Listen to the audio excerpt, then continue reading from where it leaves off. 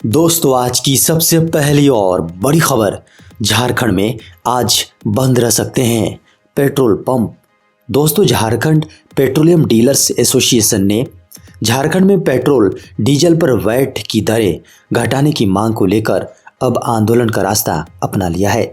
Association के पदाधिकारियों ने कहा है कि झारखंड सरकार पेट्रोल डीजल पर वैट की दरें 22% से घटाकर 17% नहीं करती है। 21 दिसंबर को पूरे झारखंड में सभी पेट्रोल पंप बंद रखे जाएंगे। दोस्तों बड़ी खबर है, जेपीएससी पीटी एग्जाम में गड़बड़ी का मामला, झारखंड विधानसभा में हंगामा। जेपीएससी सिविल सर्विस एग्जाम के रिजल्ट में कथित गड़बड़ी के मुद्दे पर सोमवार को एक बार फिर झारखंड विधानसभा में सदन गर्म रहा। बाद में सदन में इस मुद्दे पर सीएम हेमंत सोरेन ने जवाब दिया। उन्होंने कहा कि जेपीएससी स्वायत्त संस्था है, एग्जाम में सरकार का कोई हस्तक्षेप नहीं है। पहली बार जेपीएससी प्राइमरी में बड़े पैमाने पर आदिवासी, दलित, पिछड़े छात्र सफल हुए हैं। वहीं मनुवादियों के पेट में दर्द हो रहा है। ऐसे ही लोग आंदोलन को हवा दे रहे हैं। बता दें कि सोमवार को सदन की कार्यवाही शुरू होते ही बीजेपी के विधायक वेल में पहुंचकर हंगामा करने लगे। दोस्तों बड़ी खबर है, झारखंड में शिक्षक नियुक्ति का इंतजार कर रहे अभ्यर्थियों के लिए खुशखबरी।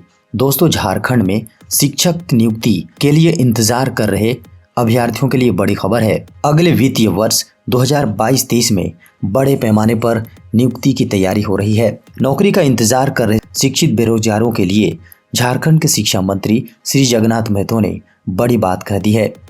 उन्होंने 70,000 शिक्षकों की नियुक्ति का ऐलान किया है। उन्होंने कहा कि अगले वित्तीय वर्ष में शिक्षकों की नियुक्ति की तैयारी कर ली गई है।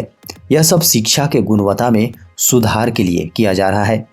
झारखंड मुक्ति मोर्चा के कार्यकारी अध्यक्ष हेमंत सोरेन ने 2019 के विधानसभा चुनाव के दौरान वादा किया था कि उनकी सरकार बनी तो हर साल 5 लाख युवाओं को नौकरी देंगे। दोस्तों हजारीबाग से बड़ी खबर सामने आ रही है। यहाँ झोपड़ी में सो रहे मजदूरों पर हाथियों के झुंड का हमला। दोस्तों हजारीबाग जिले के केरेडारी बड़कागांव इलाके के इतिज में 13 जंगली हाथियों के झुंड ने झोपड़ी में सो रहे मजदूरों पर हमला कर दिया। इस दौरान ईंट भट्टे में काम कर सो रहे मजदूरों की झोपड़ी पर हमला करने से 3 लोगों की मौत हो गई, जबकि 3 लोग घायल हैं। हॉस्पिटल में इनका इलाज कराया जा रहा है। केरेडारी पुलिस ने शव को कब्जे में लेकर पोस्टमार्टम के लिए भेज दिया है। बता दें कि हाथियों के झुंड ने इतिज ठाकुर मोहल्ले में ईंट भट्टे में काम कर सो रहे मजदूरों की झोपड़ी पर हमला कर दिया। झोपड़ी उजड़ते ही मजदूर भागने लगे। भागने के दौरान हाथियों ने इन सभी को अपनी चपेट में ले लिया। दोस्तों हजारीबाग से दूसरी बड़ी खबर है। यहाँ दम घुटने से माँ बाप बेटे की मौत। झारखंड के हजारीबाग जिले के पेलावल ओपी थाना इलाके के रोमी गांव में दिल दहला देने वाली घटना सामने आई है। यहाँ ठंड से बचने के लिए कोयले की अंगीठी जलाकर घर में सो रहे एक ही परिवार के 3 लोगों की दम घुटने से मौत हो गई है। घटना के बाद पूरे गांव में मातम फैल गया है। वहीं घटना की जानकारी मिलने पर पुलिस मौके पर पहुंची और सभी शवों को अपने कब्जे में लेकर पोस्टमार्टम के लिए भेज दिया। घटना के संबंध में बताया गया है कि रविवार रात ठंड से बचने के लिए परिवार चूल्हा और हीटर जलाकर सो गया। चूल्हे से निकलता धुआं धीरे धीरे पूरे घर में फैल गया। कमरे से धुआं के निकलने का कोई रास्ता नहीं था, जिसके कारण ये बड़ी घटना हुई। दोस्तों बड़ी खबर है, मछली पालकों को 80% सब्सिडी पर बत्तख देगी सरकार। दोस्तों झारखंड में पहली बार मत्स्य विभाग की ओर से किसानों को मछली के साथ बत्तख भी मिलेगा। अनुसूचित जाति, जनजाति और महिला लाभुकों को इस योजना का लाभ 80% सब्सिडी पर मिलेगा। इसके अतिरिक्त अन्य सभी कोटि के लोगों को 70% अनुदान पर योजना का लाभ मिलेगा। मत्स्य विभाग को इसके लिए 2 करोड़ रुपए की राशि आवंटित की जा रही है। विभाग की समेकित मत्स्य पालन योजना पहली बार प्रयोग के तौर पर ली जा रही है। दोस्तों बड़ी खबर है, शीतलहर की चपेट में आया झारखंड। दोस्तों पूरे झारखंड में इस समय ठंड जोरों पर है।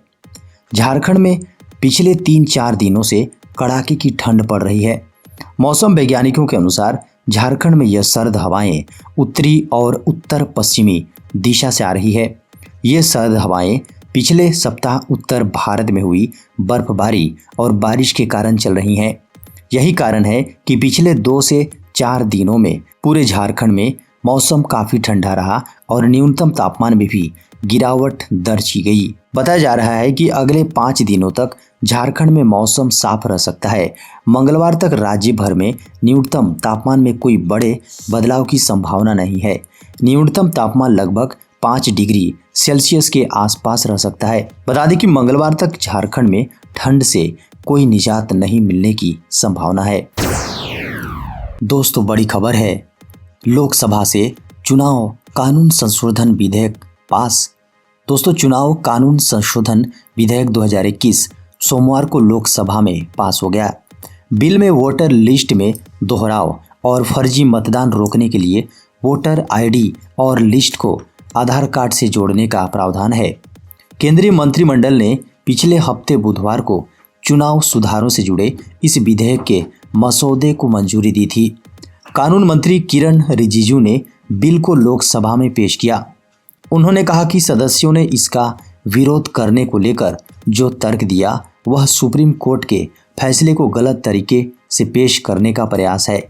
यह बिल सुप्रीम कोर्ट के फैसले के हिसाब से ही है। दोस्तों बड़ी खबर है, झारखंड के प्राइमरी स्कूलों में हैंडबुक से पढ़ाएंगे शिक्षक। दोस्तों पूरे झारखंड में प्रारंभिक विद्यालयों के शिक्षक सिलेबस के साथ साथ हैंडबुक से भी बच्चों को पढ़ाएंगे। इसके लिए 4वीं से 8वीं तक का हैंडबुक तैयार किया जाएगा। यह हैंडबुक सिलेबस के आधार पर ही तैयार होगा। इसके लिए स्कूली शिक्षा व साक्षरता विभाग ने 16 शिक्षकों की एक टीम बनाई है। हैंडबुक गणित, विज्ञान, हिंदी और अंग्रेजी विषय का होगा। हैंडबुक तैयार करने के लिए संबंधित शिक्षकों को झारखंड शैक्षिक अनुसंधान व प्रशिक्षण परिषद में प्रतिनियुक्त किया जा रहा है।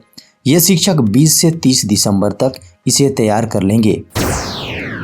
देश में जल्द नाक से दी जाएगी कोरोना का वैक्सीन।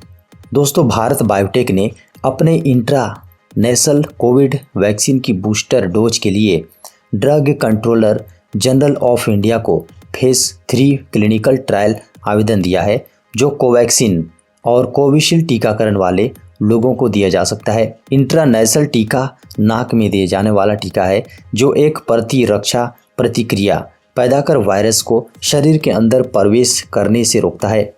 भारत बायोटेक ने दलील दी है कि इंट्रानेशनल वैक्सीन को बूस्टर डोज के तौर पर दिया जा सकता है, साथ ही साथ ट्रांसलेशन रोकने में असरदार है।